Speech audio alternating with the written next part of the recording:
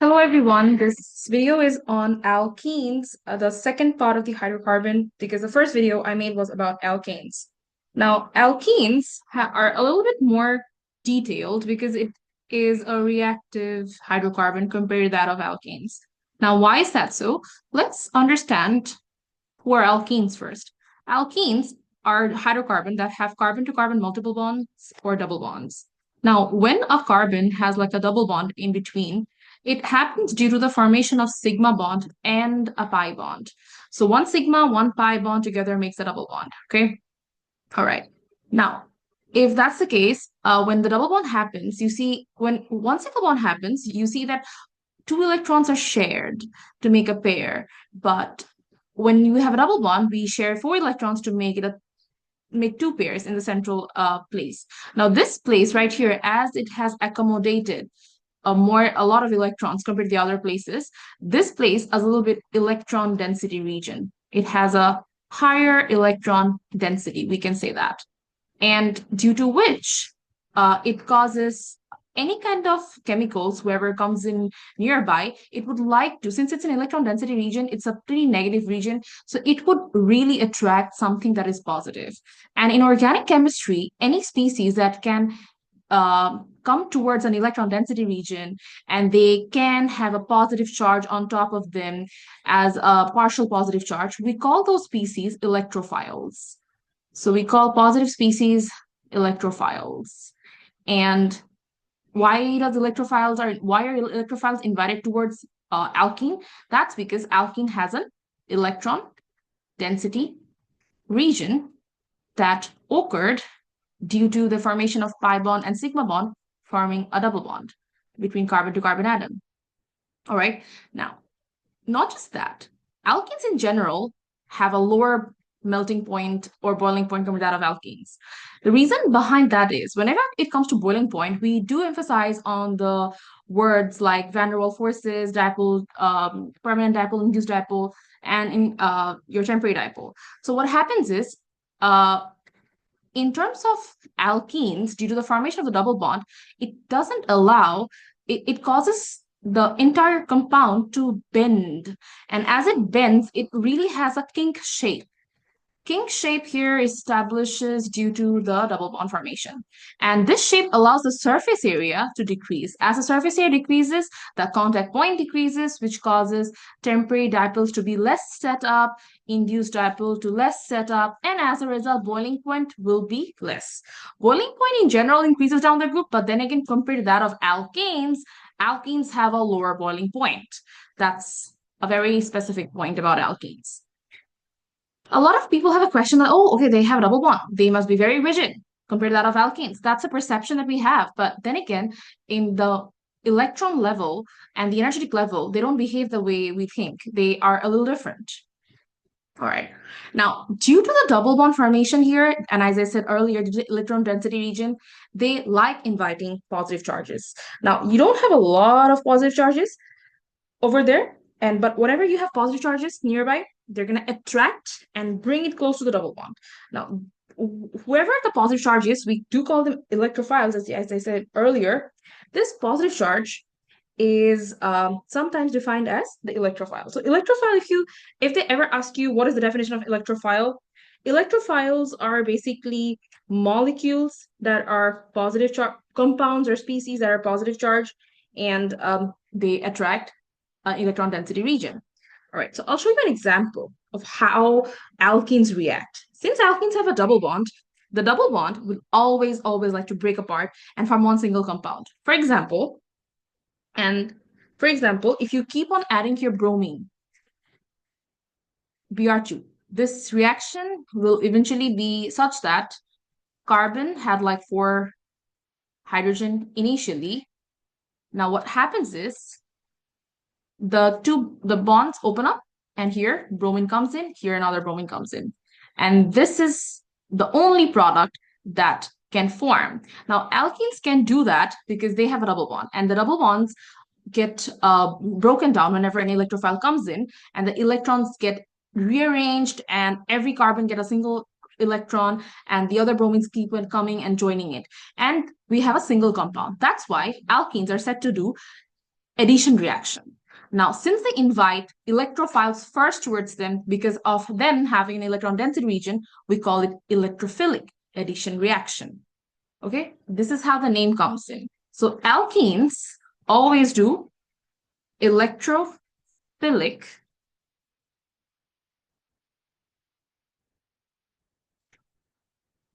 addition reaction. That's a must. Now, why do they do electrophilic addition reaction? Electrophilic addition reaction is done, first of all, they like targeting electrophiles. They like targeting electrophiles who are basically positive charges towards a double bond who this guy has wherever we have a double bond, that's a very high charge density region. All right. So when that happens, they form one single compound. There's no other byproduct. That's why it's called a addition reaction. All right. Now let's understand the mechanism of electrophilic addition reaction because that's very important. The mechanism in AS is pretty important because you need to know where the arrow goes and why does it go like that. Everything is very important. So let's understand that first.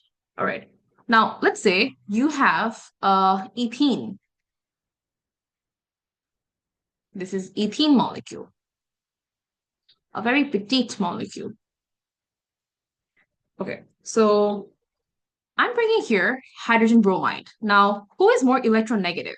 When it comes to electronegativity, the electronegativity is the affinity of an element to pull a bond pair of electron towards itself.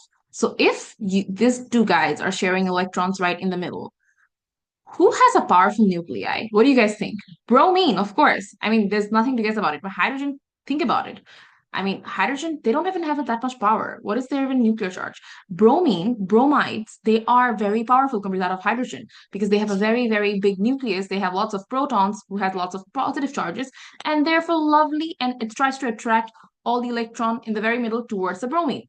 So if this guy takes electron towards itself, this will be partial positive and this guy will be partial negative. It yet haven't taken the entire electron bunch towards itself. And if it can't do so, I can't remove the partial sign. If it did so, I could have just given negative. But since it's just taking it towards itself, not completely taking it and snapping out of like hydrogen. So we will say that it's a partial negative charge and this is partial positive charge. All right. Now, as I said earlier, you're bringing this chemical to where? You're bringing this chemical to carbon-carbon double bond region.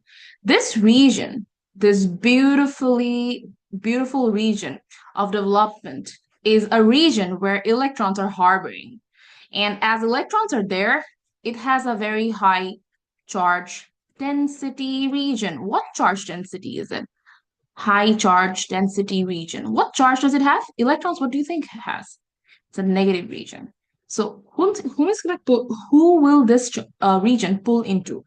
Your hydrogen or bromide? Of course, hydrogen, because opposites attract.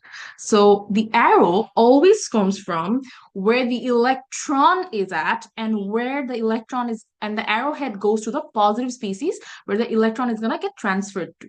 So the electron density region is this one and hydrogen is this one. So electron, the arrow will be from here to here. And this bond's arrow will be here to here because electrons are migrating slightly towards bromine to make it del negative. And this guy right here, since it became positive, wants the hydrogen here. Okay, once the hydrogen, since it's a symmetrical hydrocarbon, what do you mean by symmetrical hydrocarbon? Symmetrical hydrocarbon means if you look at the double bond being the very center, if you cut it open from here, you will see that equal number of carbon and hydrogen are on both sides. That's why we call it symmetrical. So when symmetrical hydrocarbon is present, they take away the hydrogen, depending, it doesn't matter which carbon will take, just give to one of them. It will be the same because it's symmetrical. The next step is the bonds will open up. So initially the carbon had like 4 hydrogen, I gave it 4 hydrogen. The bonds will open up and this hydrogen, let's say, takes this hydrogen. And as this hydrogen takes this hydrogen, the other hydrogen becomes a carbocation. Now, why is that so? Why will this guy be a carbocation? That's a problem. Why? Well, think about it for a while. This guy was partial positive. Bromide decided to take the electron towards itself as soon as hydrogen came close to the double bond region. Now, the bromine faces so much repulsion from that hydrogen no longer can even share a little bit of electron. However, it was sharing a little bit with bromine at this point. So, hydrogen has a shell with no electron at all. So, it came with its empty shell here. Now, if you need to establish a single bond, you have to have two electrons. So the two electrons that were making the double bond, they came in here. They came in here and bonded with the hydrogen. So this guy, what about its electron? Who cares about its electron?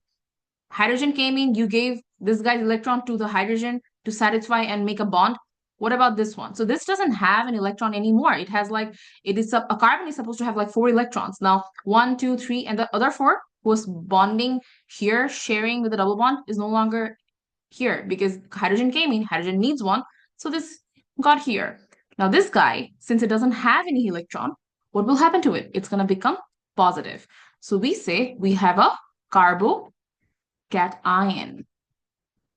Beautiful. All right. Now that we have a carbocation and this bromine guy took all the electron, first of all, it had 9 electrons and then it took the electron of hydrogen by taking the advantage of its big, big nuclei, and it didn't care about hydrogen, took the electron. It is pretty much negative.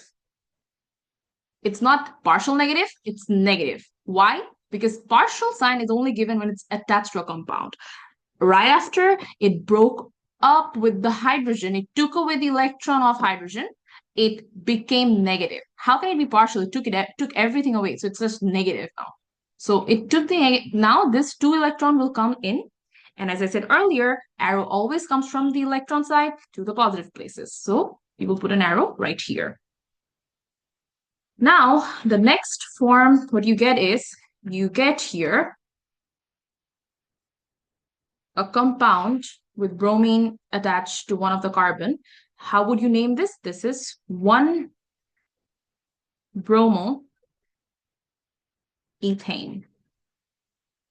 Why would I call it 1-bromoethane? Because the bromine is in the carbon number 1. If you label it carbon number 1, you can label it carbon number 2. Okay, that's how it works. This is the mechanism of electrophilic addition reaction. I hope this was helpful to you guys. All right, now let's move into an asymmetrical hydrocarbon and understand something called a Markovnikov's rule. All right.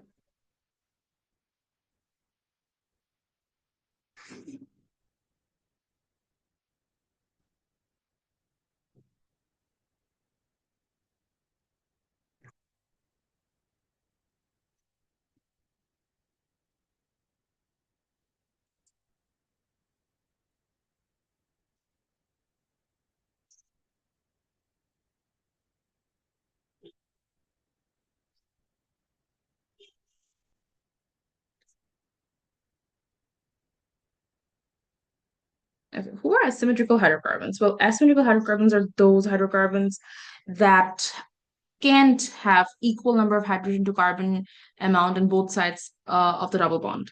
Now, before we understand that, we need to understand who are primary, secondary, and tertiary hydrocarbons. Let's say you have here your cute little methane. Well, this is methane, and I decide to make it ethane because I wanted it.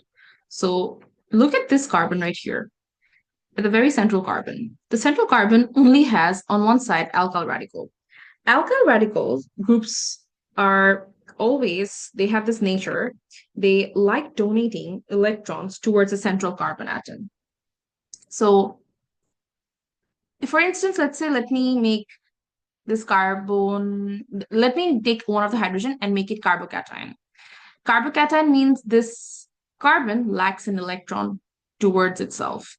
So alkyl radical, they have a tendency that they usually donate electron towards a central carbon atom. When you donate electrons towards a central carbon atom, what happens? You make the positive charge become less positive. And when carbon becomes less positive, it will not want to react with another species, like for example, in this case, bromine negative. If you have a bromide ion here, it would not likely want to react with any other species in the reaction. So we say that if you bring alkyl radical donating an electron decreases the positive charge of the carbocation. Now, having one alkyl radical, it doesn't make that much of a difference. And we call this primary carbocation. So one alkyl radical will not be able to give as much electron, even though it's donating a little bit.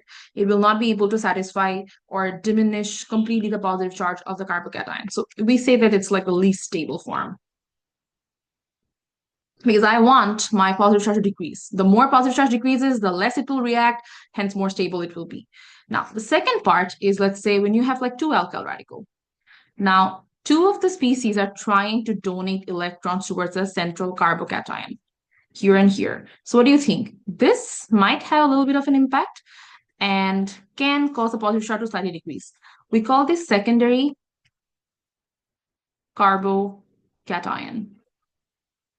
And if this is not least stable, this is like moderately stable, but however, having a secondary carbocation can reduce the positive charge. So we can say it's moderately stable.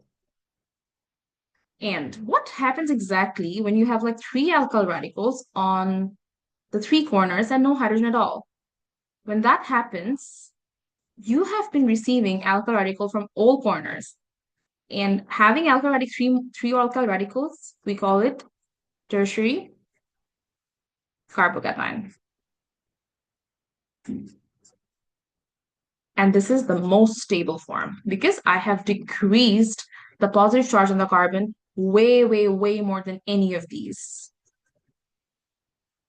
And it is not going to react with anything else. That's why it's stable. So as a result of the carbocation, the charge is spread around the carbocation, which makes it energetically more stable. This means that tertiary carbocations are more stable as they have three electron donating alkyl radical. Due to the positive charge on the carbocation, the carbocations are basically going to decrease its effect. The positive charge will decrease its effect.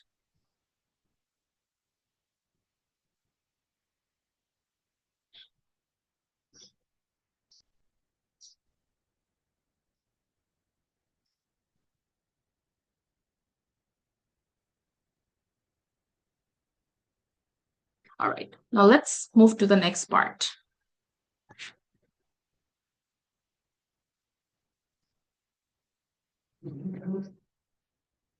So I'll draw here an asymmetrical hydrocarbon for you guys. For instance, the asymmetrical hydrocarbon will be probably this one.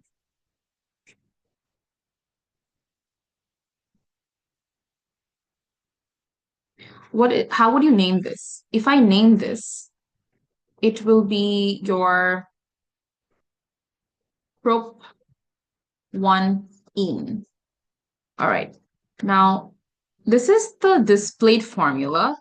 I want to write, let's say, a skeletal or a molecular formula or less of a displayed formula. So let me make it a little simpler by writing this set as a molecular formula like this. All right. Now you have your two carbons. And I am trying to bring here, I'm trying to make it react with HBr, let's say. So H and Br, what's going to happen is H and Br, they don't have same electronegativity.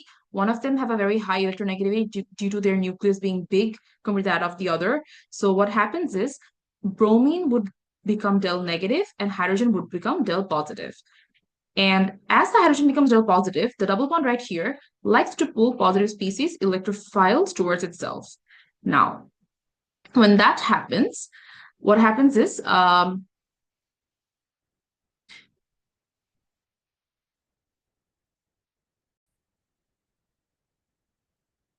as what happens is as your double bond approaches the hydrogen would like to go to either carbon number 1 or carbon number 2, right? Now, if that's the case, whom do you think it will choose? Well, according to Markovnikov's rule, it says that the electrophile usually chooses the carbon that doesn't have any alkyl radical attached to it, or the least amount of alkyl radical attached to it, so that it can form another carbon that can become a carbocation that should be more and more stable. Now, who do you think has an alkyl radical, 1 or 2? 2 has an alkyl radical. So this hydrogen will be attached towards carbon number 1. So let me open this up. I'll write here CH2, CH and CH3 here, right here. And the hydrogen gets attached here. As the hydrogen gets attached here, you see you formed here a carbocation. Now this carbocation right here has how many alkyl radical? 2 alkyl radical. Didn't you just create 2 alkyl, after placing hydrogen, didn't you just create 1 extra alkyl radical? Now that you created an extra alkyl radical, what happened? You are decreasing the positive charge effect and making the positive charge only spread upon the carbocation, which is why it's making it much more stable. And as a result, bromide would love to come and attach to carbon here, and therefore we would form here a compound that would look like this: CH3, CH, CH3, Br. That's 2-bromo-propane. Now, why? And this product is usually called the major product. And the minor product is the reverse argument, not the reverse argument. It's when the hydrogen chooses to get attached to some part of the second carbon. So when that happens, let's say the bond breaks down and it attaches to the second carbon. So this becomes my carbocation. And as this becomes my carbocation, you see only one side is an alkyl radical. And if one side is an alkyl radical, it donates electron towards the central carbon atom. However, it doesn't donate as much. So it's not making a little bit much of a difference. As a result, what happens? The positive charge is spread over everywhere. It's around the molecule. It's not just very much concentrated in the carbon atom. So it's energetically not that stable. As a result, bromine will get attached because bromine is a negative charge species. However, the problem here arises that this doesn't happen, this product doesn't form as much yield like the one that above because it's energetically not that stable. It's unstable. So we call this product the minor product. So here the chemical will look like CH2Br, CH, CH3, and CH. So this is basically your 1-bromo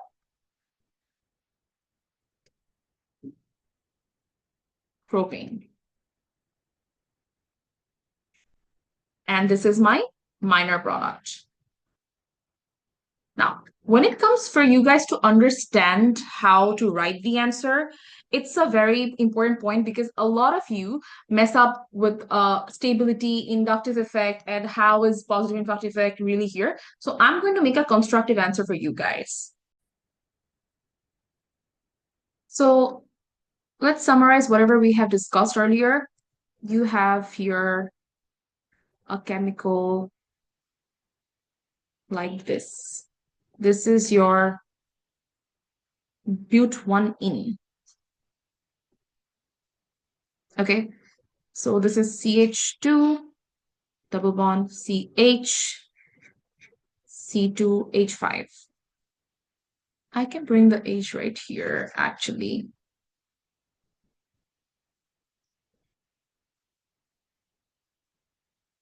Now, I'm going to attract or react this chemical with some kind of polar compound like that of, let's say, HBr all over again.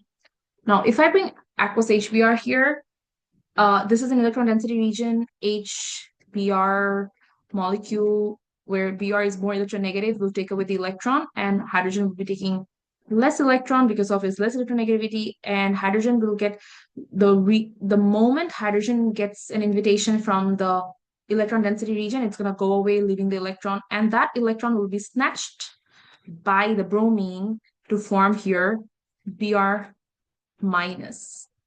And as the hydrogen gets in here, this is where the main reaction begins. As the hydrogen enters, gets attracted towards a double bond. It is in a dilemma whether it should go to carbon number one or whether it should go to carbon number two. And the dilemma of the chemical matters are dependent on stability of energy whenever they're reacting. So you see, what happens is when hydrogen gets invited towards a double bond, it can either go to carbon number one or it can go to carbon number two. Now, if it goes to carbon number one, it's going to form an alkyl radical. If it goes to carbon number two, it's not going to form an alkyl radical because if it goes to carbon number one, look at it. This is the terminal carbon, CH2. If I add an H here, this becomes an alkyl radical. Having two alkyl radical will cause the electrons to get donated to the central carbon atom. And as the electron gets donated to the central carbon atom, what happens? The carbon's positive charge is less spread overall, and it's totally belonging to the carbon itself, makes the carbon energetically more stable. This effect that the carbon is receiving electron from the two charges, making the positive charge to be less spread overall, is called being positive inductive effect. Okay, so here the diagram will suggest that the bond will open up, it will go to C2H5, and this will react here with HH, and this will form my bromide. And this chemical is the major product. Why is this major? So if you want to answer this logically, how would you say? You have to say that, for example, here, first of all, you will say that the double bond breaks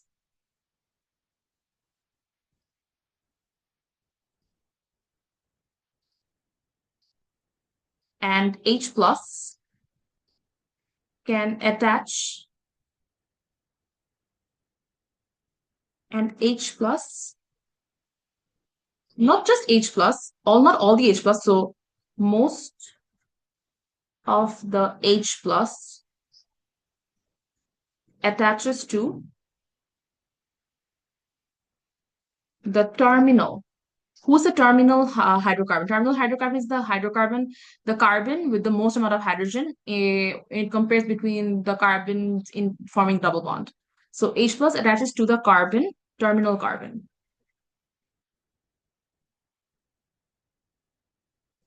As it attaches to the terminal carbon, what happens is it contributes to the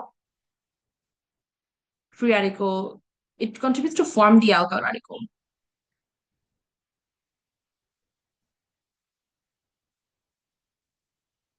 It forms alkyl radical, and as the alkyl radicals form, it forms a secondary carbocation. As it forms a secondary carbocation, why does it form a secondary carbocation?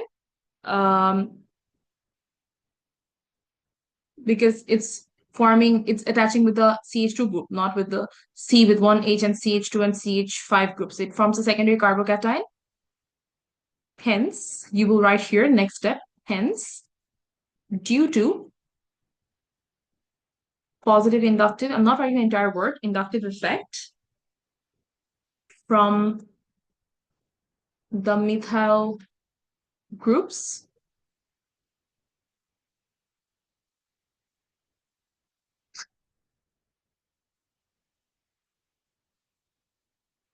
positive, due to positive inductive effect from the surrounding methyl group that donates your to the central carbon, making it more stable. making it more energetically stable.